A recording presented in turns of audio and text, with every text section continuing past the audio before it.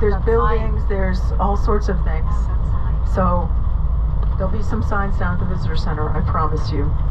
So you see now, the color of the pavement has changed. Stand by 1 second, I gotta get Carlos some money to get us in here. Stand by.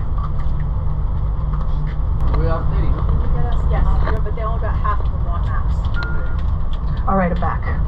So if you see bighorn sheep out of the left or the right side of the bus, you need to sing out, because they're like the color of the landscape. Sing out, sheep left, sheep right, okay? Because otherwise we'll all miss it and we'll be sad. And Carlos will slow the bus down. But that's only if we see. Hey Carlos, can you also, is it too much on your vision to raise the things? If it is, okay. Thank you. You're welcome. Thank you, Carlos. You're welcome. Thank you, Carlos. You're welcome. So you see start to see the dry stream beds as well. You see over to the left, that's because what happens out here is we have like a monsoon season as well, but it's really July through September, and it rains like crazy for a half an hour. But it's a lot of rock and a lot of hard soil, so the water runs off and into these dry stream beds, and it does help erode the canyon further as well. Because these are violent, like they're violent storms that run through, and then Microphone, or am I loud enough? Yeah, but there's an east entrance, is that the same thing? Yeah, that's where we're the east. East entrance. So we're going all the way to here, and so these squigglies are all these switchbacks. So we're doing the Zion Mount Carmel Highway, and this is. Because I almost end up in your lap. Excuse me. Pardon me. This is Checkerboard Mesa. So Checkerboard Mesa is here. Want me to take a picture? I can get it really well in the background. Come on, let's do it. Let's do this thing. Right? Which is wadeable. It's not even swimmable. Did all of this. And you see the undulations of the water in the rock here. And of course the erosion happened horizontally, and then the verticals are what they call fractures. So, pretty cool, right? It gets better and better and better, but this is, you see the little groove? That's probably deer and bighorn sheep trail that they wore in the rock. So the plants help to erode the rock as well. The trees, their roots grow into the rock, and that helps to chip the rock away as well. There is a ton of wildlife out here. It gets hot in the summer and cold in the winter because the rock holds onto the temperatures. I love those little hoodoos up there on the right. Aren't they cute? So they look like somebody actually made them, don't you think?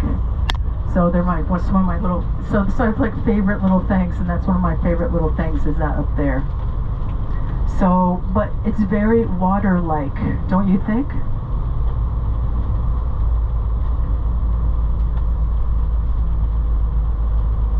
So I can't imagine hiking in here or riding in here by horseback, or being one of the Mennonite, I mean not the Mennonites, that's where I am in Virginia, being one of the Mormon and coming in with covered wagons and setting up shop here.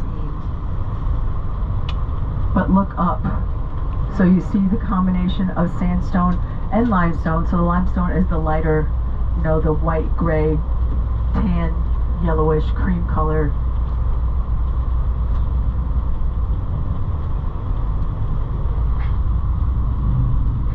Look, people. Kidding.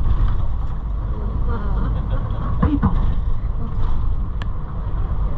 Yesterday I saw them climbing, not rock climbers, just like hikers being crazy, climbing all the way up that face.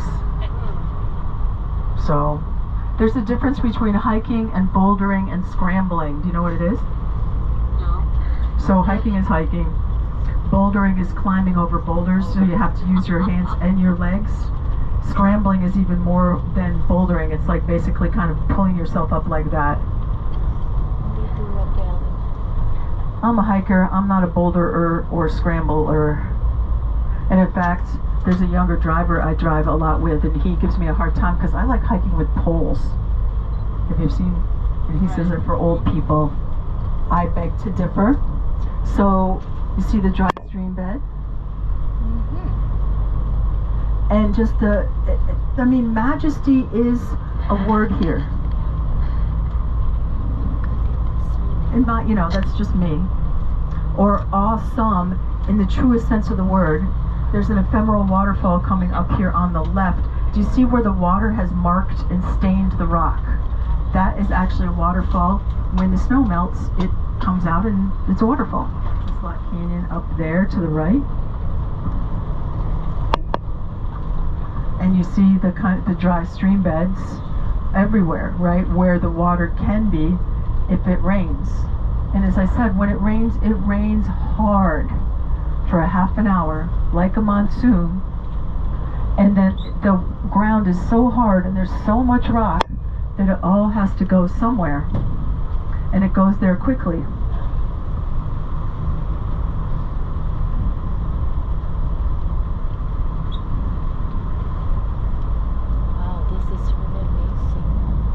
And this is only part of it. Wait, just wait. I mean, this is spectacular.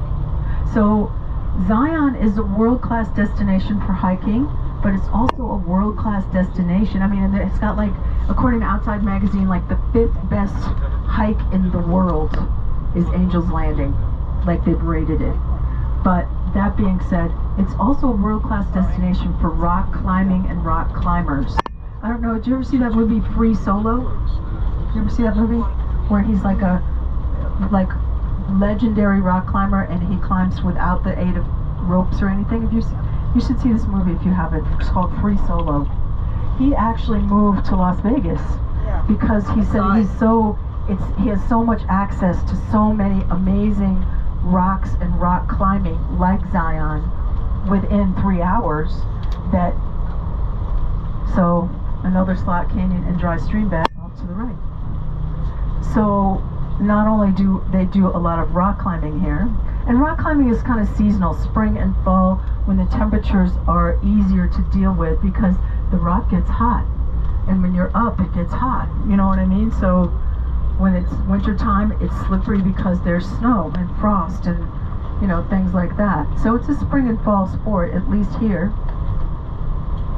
And I told you earlier they do this thing called suspension camping, which is not for the heights challenged people like myself and you. I mean, I'm not super overboard with it, but I couldn't imagine myself suspending myself from a cot from the side of a cliff and like, oh, I think I'll make myself an espresso now. You know? I think I'll rehydrate some camping food.